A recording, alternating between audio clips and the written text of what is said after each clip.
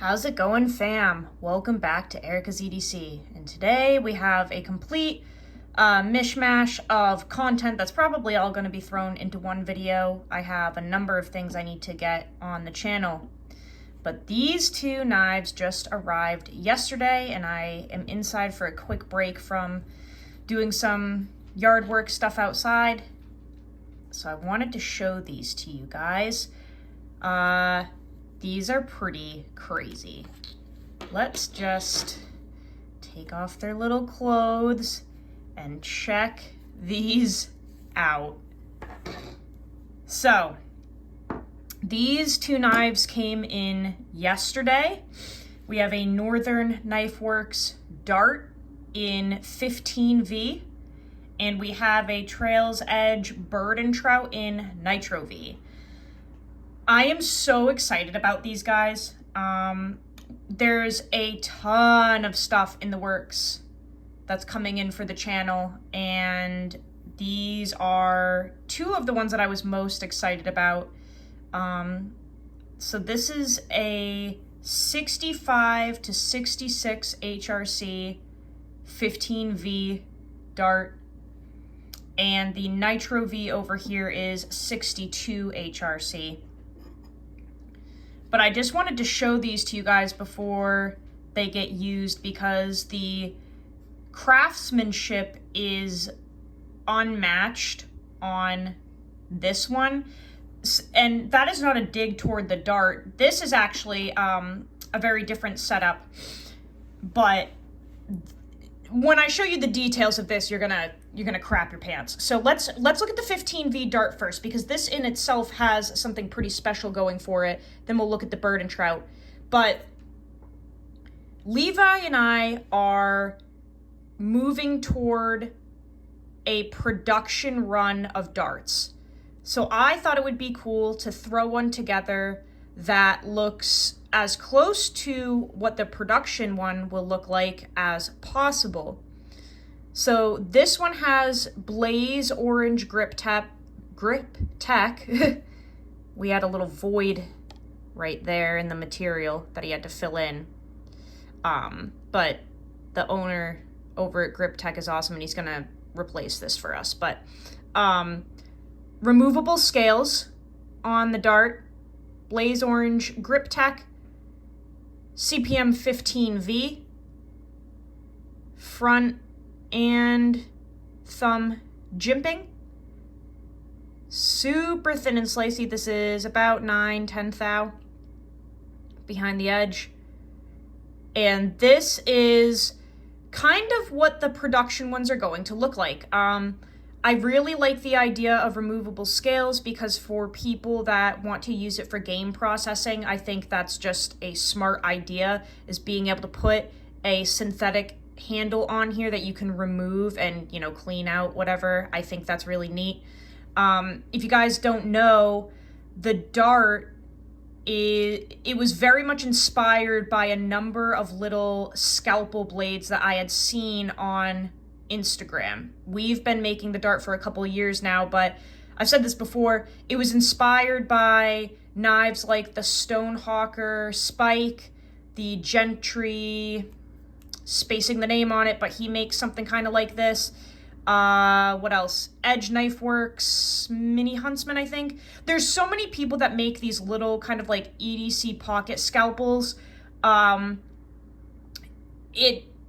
I think they're very cool. So we took a jab at making one. I didn't really know about the Adventure Craft from Jacob Peterson before, but even the handle is kind of like that. Ours is, well, it's probably the same thickness, but you've got that finger choil to lock into. Basically, there are a number of people that make little pocket scalpels, and this is our iteration of it. I wanted ours to have a blade with more blade height than less. I've talked about this before, but I really think if you go under an inch in height, you're just working with a very uncomfortable sharpening situation. So the cool thing about the Dart is that you've got about an inch at the widest point, but this is under 7 inches overall length, and it's just a little, you know, pocket scalpel.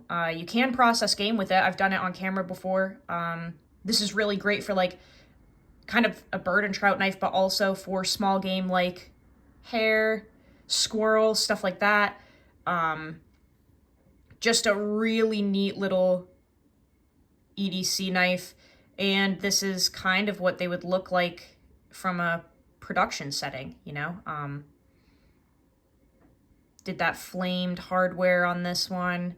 This grip tech is ridiculously grippy. But we'll be testing this. This is like the last of the 15V ever. He's making some 15V darts, and I don't think you'll really find it anywhere else because it's not being made anymore. We got really lucky to snag some to work with. But yeah, I'm excited about this. It's very industrial looking compared to the other darts that we've done. And I think this is going to be a hit. I think these production ones are going to be a hit, guys. I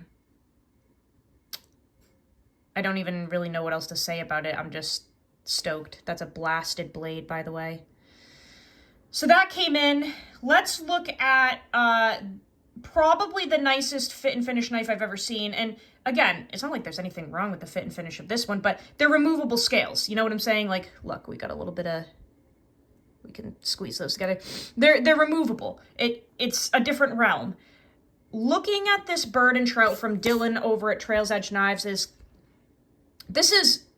I'm not actually sure how a human does this, and I will make a video going way more in depth about this one, but I just wanted to give it a little air time here and introduce it, because this is probably the most beautiful handmade knife I've ever seen in my entire life, and you guys know I'm like the queen of custom fixed blade knives. I've had my hands on a lot of really nice fixed blades, but this is just a different realm that I've never experienced before.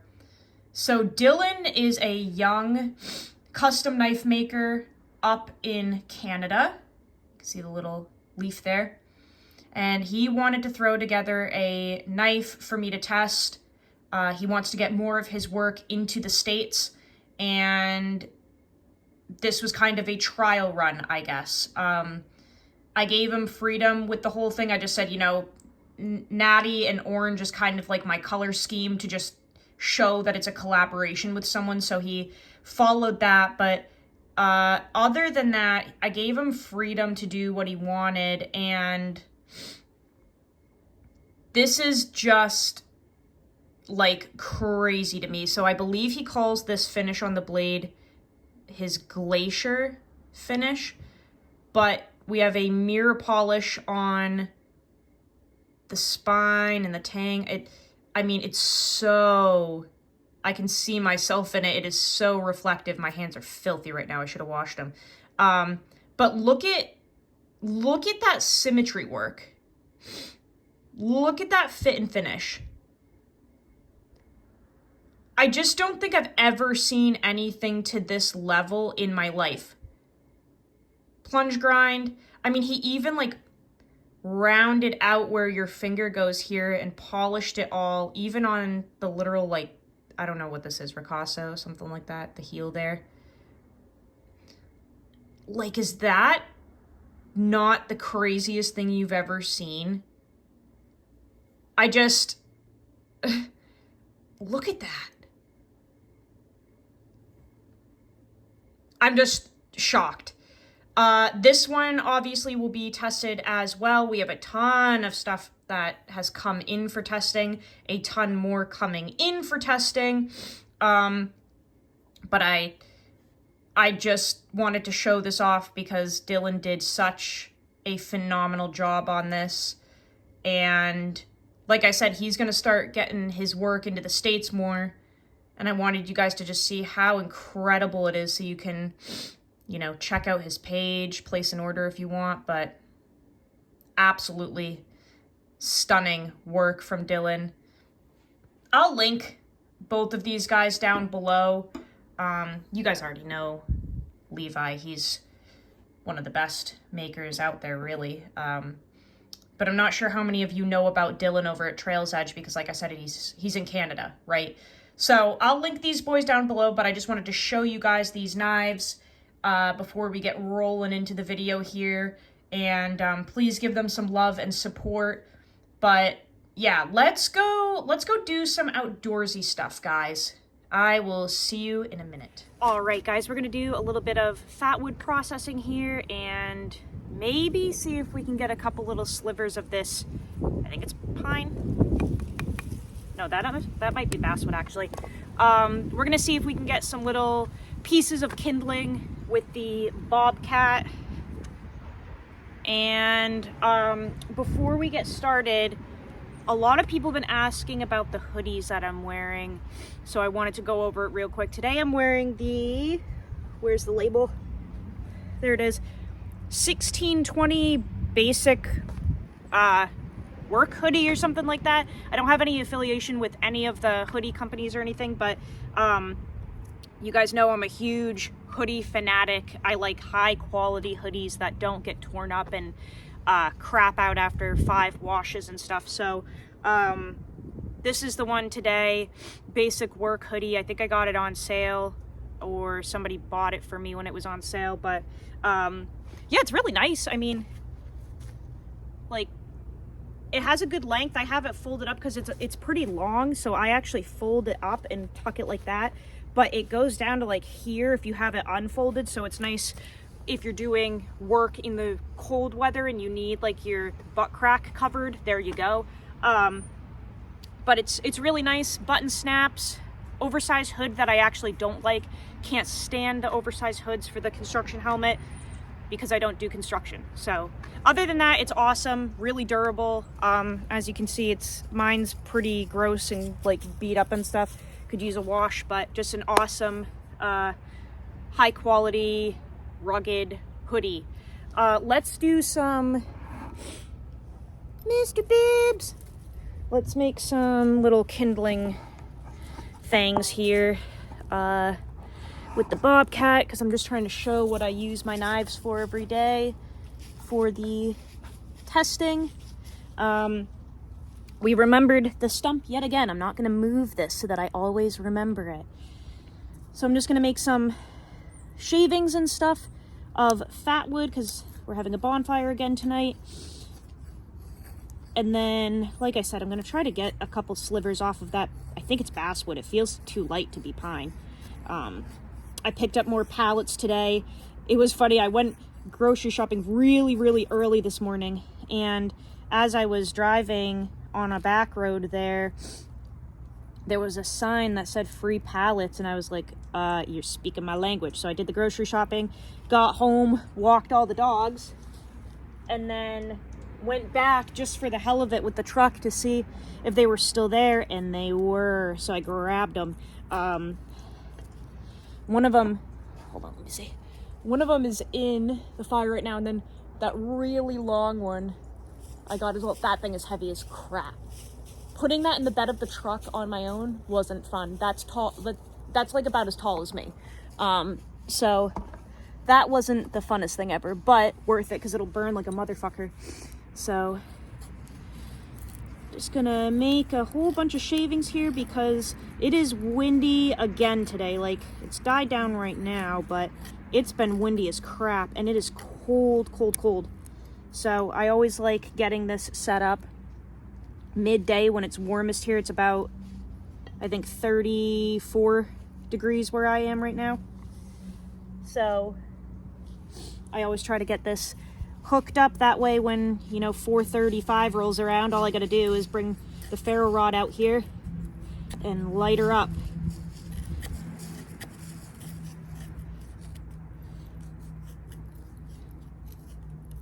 But yeah, it's cold, man. It's cold. But this is kind of what I do with my knives every day, and I'll put another clip in that shows another thing that I do a lot, which is the dog food stuff. Yesterday I filmed cutting up some broccoli stems and whatever for them. Like, I made roasted broccoli for dinner, and then I roasted all of the good parts, and then the stems and everything I cut up for the dogs and put in their breakfast this morning, but I filmed it yesterday to just show you guys again kind of what my knives get used for on the daily. I think it's just cool. Not that cutting broccoli is fun, but I'll put that in after this. So like I said, I just kind of like to document what gets done with the knives. And this knife is so thin and slicey that it was really nice doing that food processing. Really, really nice.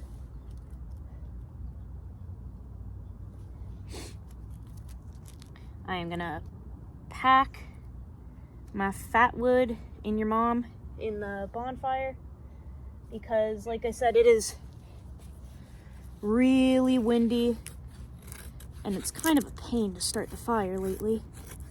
So I'm gonna go overboard with it.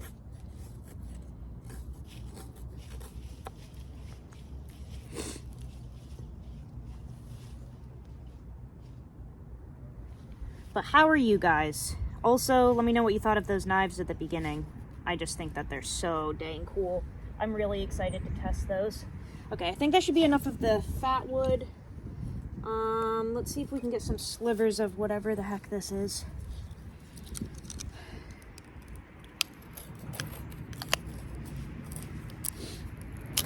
I will say this knife really needs to be sharpened. I still haven't sharpened it yet. Like, I really, really need to take the time. But even dull, yeah, that's nice. Oh, those are gonna light up perfectly. Heck yes. That is what I want. So, yeah, this thing's like pretty shot. But it you know, geometry. Great geometry on this thing, so it still just slices really well, even without a fresh edge. And I will film the sharpening when I do it. I just haven't had time. Although, I really need to, I think, this weekend. But yeah, this knife is just amazing. This Bobcat is so ridiculously nice.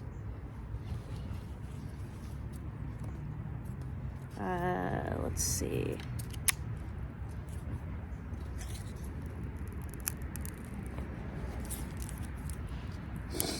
Yeah, I don't think this is pine. I kind of want to see if I can. Nope. I was gonna be like, let's baton. I'm just not going to. I need to just stop with that crap. With the thin and slicey knives. Oh, this is gonna be so nice to light later though. Between the fat wood and these shavings, and this stuff is dry as hell. You can probably hear how crunchy it is.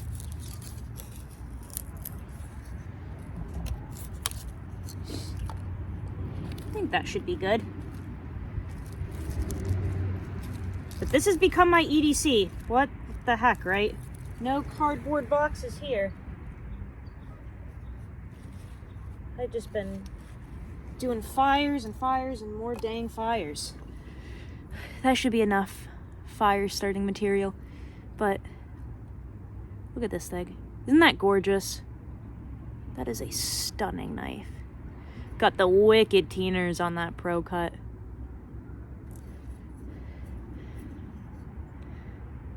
Beautiful. So there's some EDC stuff. And like I said, I'm gonna just put the broccoli cutting in after this. Again, just trying to film the use with this thing and show you guys what I do every day with it. We are on the 14th of November when I'm filming this. Not sure when it'll go up, but 14th of November. Have not sharpened this knife yet. I've just hit it on the ceramic rod a couple times, but no actual sharpening, and I'm still able to do all of my EDC tasks, which is awesome. I will film the sharpening when I do it, and yeah, I think that's it. So I'll do some broccoli friends, but I didn't do an outro on that clip, so I'll just do it now. I don't know why I'm not looking at you guys. It is really cold. Okay, let me... Goodbye, Mr. Bibbs. He's such a good dog, man. If anyone has like a Velcro dog, let me know down in the comments, because like he can be kind of annoying. He always wants to be up my ass, and that can be inconvenient when I'm trying to do things. But I will tell you right now, having a dog that wants nothing more in this world than to just be next to you is like one of the most fulfilling, soulful encounters that you can have in your life. Like, he just wants to be with me.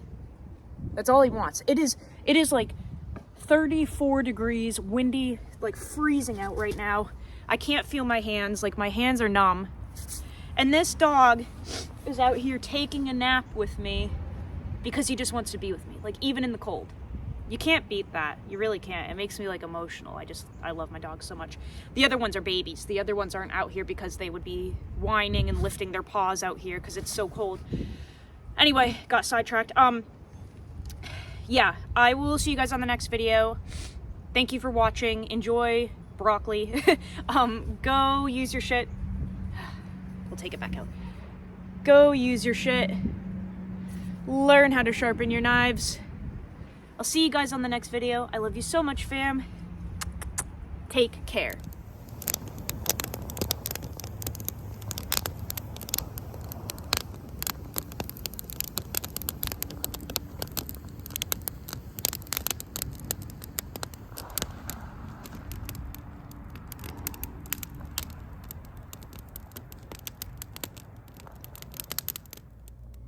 All right, so I just made human broccolis. It's roasting in the oven, but all of the stems and scraps and stuff I can feed to the dogs. So I'll typically just take my EDC knife and chop all of these scraps up into little pieces, and this will get added to their food. It has to be really finely diced, otherwise they can't digest it. Steaming it is preferred, but I want to give them a little bit of roughage, so we're just gonna finely chop all of these pieces up. But this is something that I do almost every day for them. It's better than, you know, wasting it. Like, we don't really waste anything because all of the food scraps go into the compost bin anyway.